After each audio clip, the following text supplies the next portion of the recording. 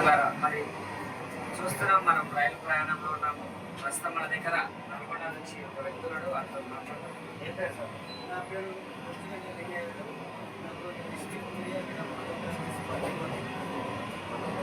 ఢిల్లీ వెళ్తున్నారు కదా సార్, మరి ఢిల్లీలో మరి భారీ ఎత్తున మరి రేవంత్ రెడ్డి గారు తరలిన ప్రోగ్రామ్ ఎలా ఉండబోతున్నారు?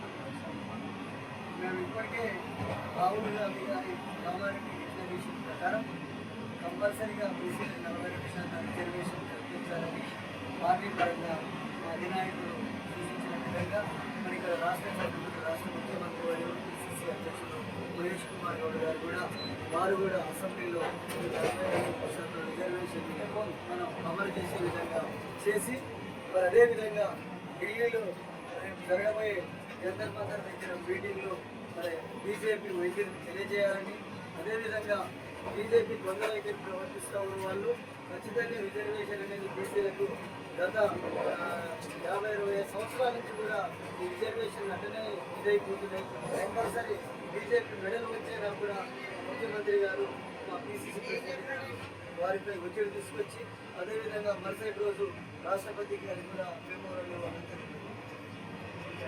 మరి ఆ రోజు మీరు మొత్తం ఎంతమంది తెలంగాణ రాష్ట్రం నుంచి ఎంతమంది కలిగారు? మొత్తం ఇప్పుడు దాదాపుగా 17-18 కోట్ల నుంచి మ్యాక్సిమంగా దాదాపుగా 1500 మంది ఈ తెలంగాణ రాష్ట్రం నుంచి మన బిఎన్సీ మేరకు మేము అక్కడ బయలుదేరాము. నల్గొండ జిల్లా నుంచి ఎంతమంది వెళ్తారండి? మా నల్గొండ జిల్లా నుంచి ప్రస్తుతానికి ఒక బోర్డు ఇచ్చారు. దాదాపుగా ఈ కార్యక్రమానికి మీ నల్గొండ టైగర్ కోమటిరెడ్డి గారు వస్తున్నారా? కంపల్సరీ వస్తారు.